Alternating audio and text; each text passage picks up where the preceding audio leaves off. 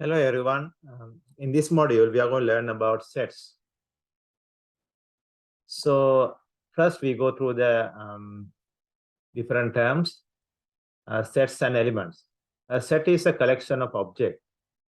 The objects belong to the set are called elements or members.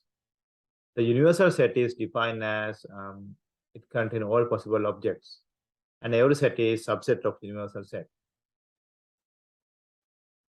So here we learn about some notation. We use this notation as belong to. And for example, if we say A is element of set A, then we write it as this. If A is not element of A, or if A is not belong to A, then we write like this. Then this is element, okay, belong to or element.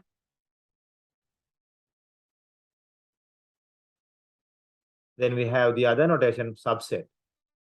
For example, if you want to say A is subset of B, we use this notation. This is subset.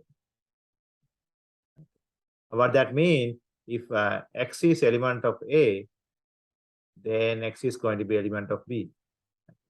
So X is element of A imply X is going to be element of B.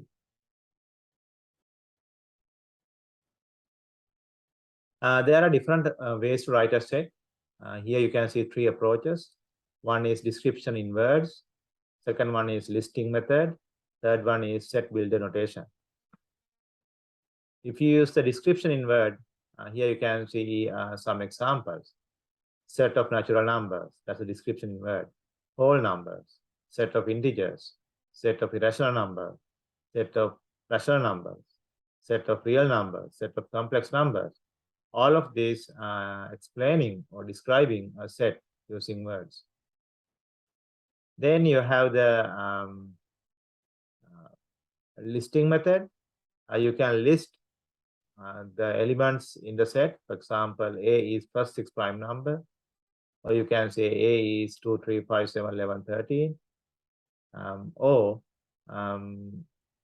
you can write A is xn is the nth prime number, where n is less than or equal to 6. So this is describing using word. And this is list. And this is set. Set builder notation.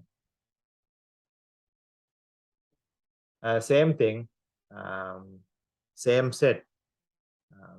Define or write down in three different ways using these three methods. Description in word, listing method, and set builder notation. Next, we have a special set called empty set or sometimes null set. In that set, there are no elements. It is denoted by one of these notation. Okay. So that's the empty set. Then the cardinality or the size of number of elements of set A is denoted by NA or this notation. Okay, so all of these denote the cardinality, the size of set A. It can be finite, it can be countable, it can be uncountable. By definition, cardinality of empty set is 0. Usually you can find the, if it is countable, you can easily find the size of the set. I mean the subset using 2 to the power cardinality A approach. We'll discuss that later. Power set is a set of set A is set of all possible subset of A. So power set of set A is denoted by PA. So since set is subset of itself, A is element of power set A. Now here you can see that A is element, not subset of A. So for example, let me give an example. Let's say you have a set A as 1, 2, 3. So then 1 is element of A, 2 is element of A, 3 is element of A, Now, if I write 1, 2, and that's subset of A. If I write just 1, that's subset of A. If I write 2, 3, that's subset of A. Even if I write the CF set itself, 1, 2, 3, that's going to be subset of A. Now, power set of A is all possible subsets. The size of this set you can calculate using 2 to the power coordinate of A. So in this case, what's the coordinate of A? The size of A is 3.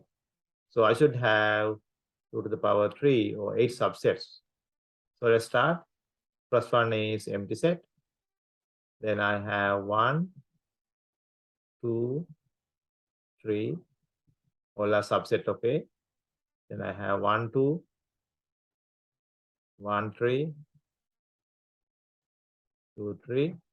Finally, I got the set itself, 1, 2, 3. So these are subsets of A, the power set of A. Now, if I take this element 1, I mean this set A, it's not subset. It's element of power set of A. Okay. Because now it's a member. So you have to write like that. So in the same way, 1, 2, 3 is element of power set of A. So just understand the difference between subset and element or belong to notations. So here you can see that the null set is subset of A, but null set is element of power set of A because it's element.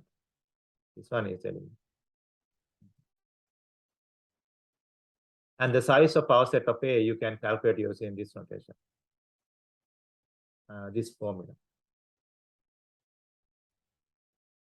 So here you can have an example, find the power set of A. I will leave it as an exercise for you. We just did one very similar to that. What is the coordinate of power set of A? It's going to be 2 to the power coordinate of A. Find the power set U, A, B, C, and the coordinate of power set of U. So of course you can write the power set of U very easily. It's same as what we did earlier. So it's going to be A, B, C, then AB, AC, BC, and the last one is ABC. Then the coordinate, of course, coordinate of U is 3. So then the coordinate of power set of A. So if I write like this way, that's going to be 2 to the power coordinate of U is 2 to the power 3, it is 8. You can see 8 elements in this set. There are 8 elements. If you count it, you can see 8 elements. Power set of set is all possible subset of that set. This includes the set itself and empty set. Now, universal set that contain all the members of collection of sets under given context. So there's a distinction sometime about this power set and universal set. So here I try to explain that. For example, let's say you have set A, 1, 2, 3, and set B, A, B. Then the universal set is going to be everything. So 1, 2, 3, A, B. But the power set of A and power set of B or power set of U, those are different. Power set of A is going to be, we calculate power set of A earlier. Power set of B you can calculate. So those are different. And then also you can see that the elements of power sets are sets. So that's the main difference. Elements of power sets are sets. However, when you are writing a universal set, you have to be very careful. So now, having discussed a little bit of sets, we want to learn about set operations. First one is union. That means basically you combine two sets. When you are writing set notation sets, we don't write the same element again. Just keep that in mind.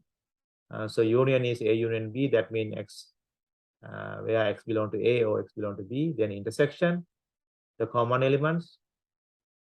X need to be belong to both A and B. Then complement.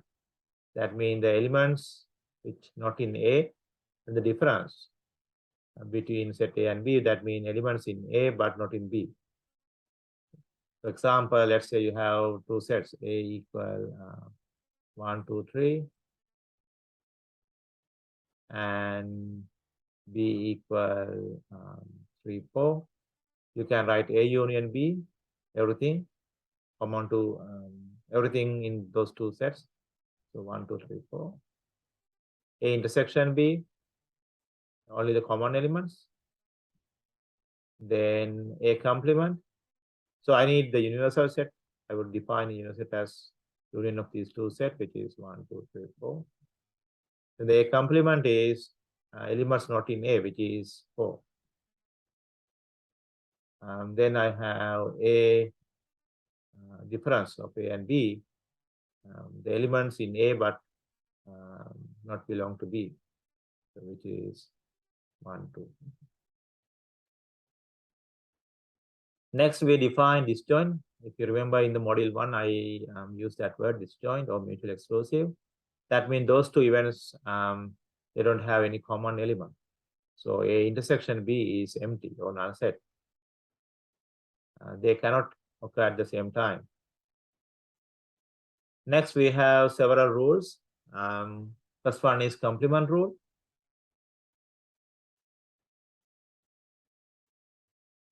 And the next one is addition rule. Probability of A complement is 1 minus probability of A.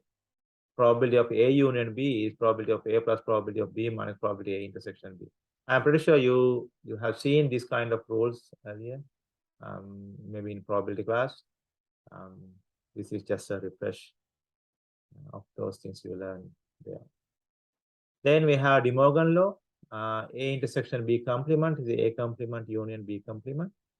A union B complement is A complement intersection B complement. You can easily prove these De Morgan laws using Venn diagrams, because another method would be using logics. But since we are not doing logic, we can use Venn diagrams just to illustrate this really correct. So Venn diagrams. So let me draw and introduce by doing that. Let's say you have a set, universal set U. Okay. Then you can draw a set A like this. Okay, this is A. Let's say you have two sets, then you can draw the Venn diagram. It's look like this.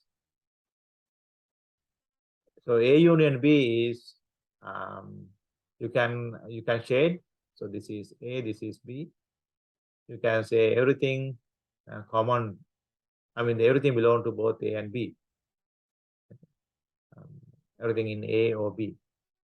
Next one is A intersection B, which means only the common elements. So you can draw the Venn diagram.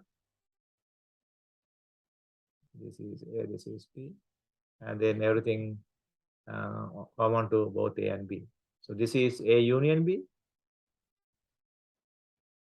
and this is A and B, or intersection B. So if this is A, then the outside of A is A complement. Okay, so the outside is A complement, and this is A. This A should be here. That's it. Then we have A difference of A and B. So if I have A here and B here, then the difference is this. Now, if A and B are mutually disjoint or the disjoint or mutually exclusive, then the diagram would look like this.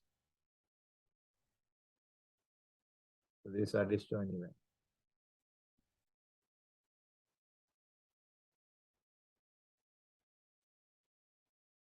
So here I leave for you to verify De Morgan's law using Venn diagram. What you do, you draw the both side and then see whether you get the same shade once you do. So basically, you um, you draw this in Venn diagram. Let me do that part.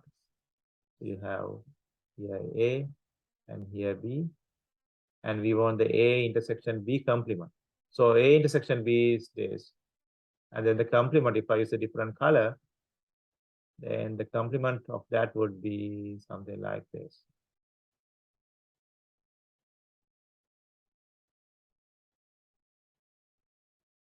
Okay. So now you can graph, you can draw the Venn diagram for this one and see whether you get the same blue color area. If that, then you are verifying De Morgan law using Venn diagrams. So here you can see exercise where the question asking calculate A prime, B prime, A union B, A intersection B, A complement, union B complement, A complement, intersection B complement, A union B, the whole set complement. Let me do one or two and then I will leave rest for you. So A complement, the elements in universal set which is not belong to A. So let's see. The 2 is not in A, 4 is not in A, 6 is not in A, 8 is not in A, 10 is not in A. So this is A complement. B complement, what are the elements not in B, but in U? 1 is in U, but not in B. 3 is in U, but not in 3 is in B. 4 is in U, but not in B. 6 is in U, but not in B. Then 8, 9, 10. All are in U, but not in B. So this is B complement. Then we have A union B, all elements together. Remember that you don't write the same thing again. So first I write A elements, 1, 2, 3, 4, 5, 6, 7, 8. I mean, I write 1, 3, 5, 7, 9. Then let's add the elements in B, 2. 3 already in the set. We don't write 3 again. 5 already there, and the 7 already there. So that would be the A union B. Then you can write A and B, common to A and B both. So looking at A and B, I can see 3 is common to both, and 5 is common to both, 7 is common to both. So you can do the rest the same way. So here you can see the Venn diagram using box diagram. So here you can see that this one shows partition. So here you have A and A complement. When you add the probability of A and probability of A complement, it should be 1 because one of these need to be happen. Okay. In the Venn diagram case, you can see that this is A and the outside is A complement. So when you add all, it covers the entire sample space. So total probability should be 1. The other way is, let's say you have another event B and B complement. Then again, the same scenario, when you add the probability of B and probability of B complement, you should get 1. So that's called the complement rule.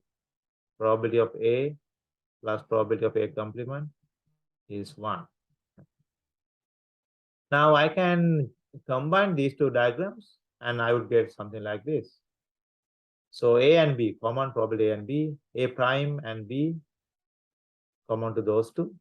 So I would get this this diagram, which is useful when you are doing some problems.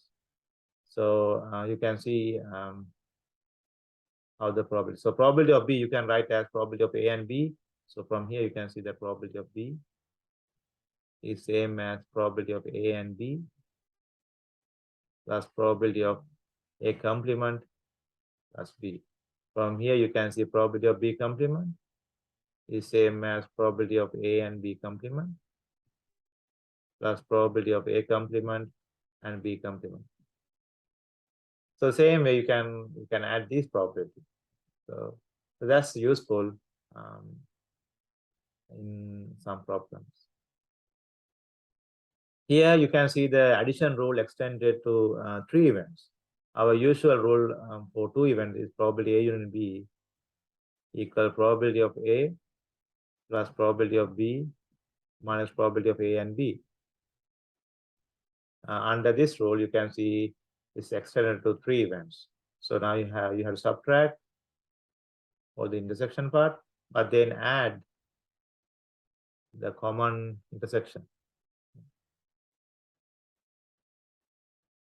So that's the end of sets. Next, we will go to the SOA sample problems.